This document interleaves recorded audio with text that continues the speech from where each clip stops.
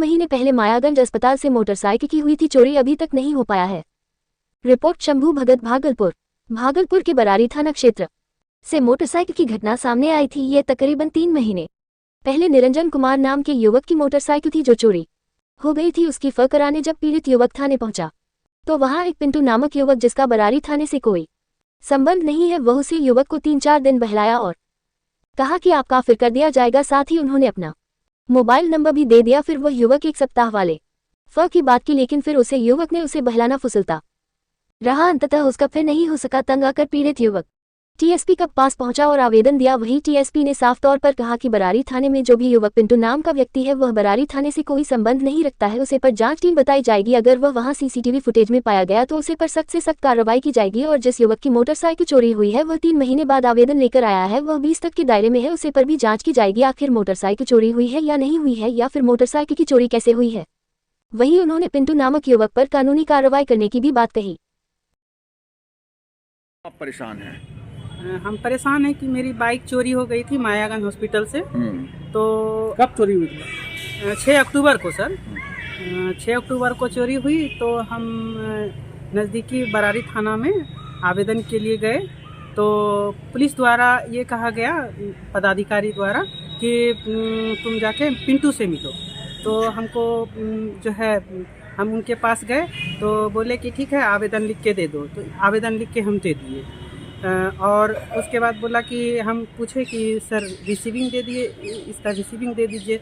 तो वो बोला नहीं 2 दिन के बाद आना।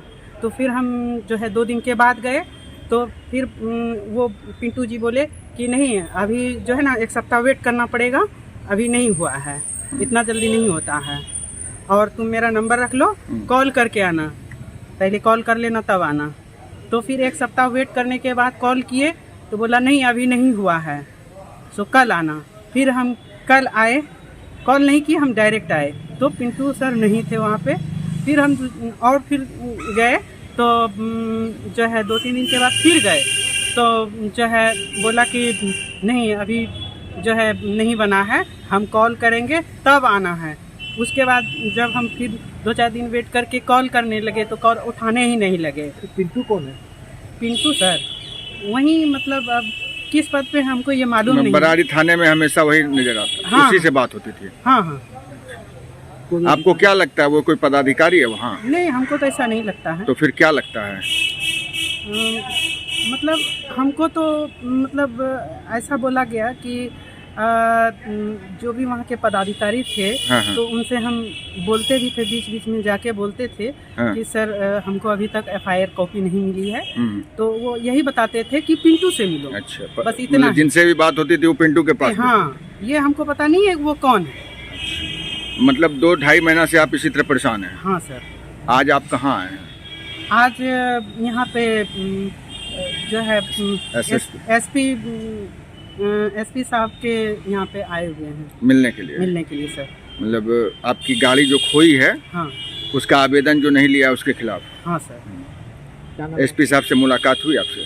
अभी तक नहीं हुई।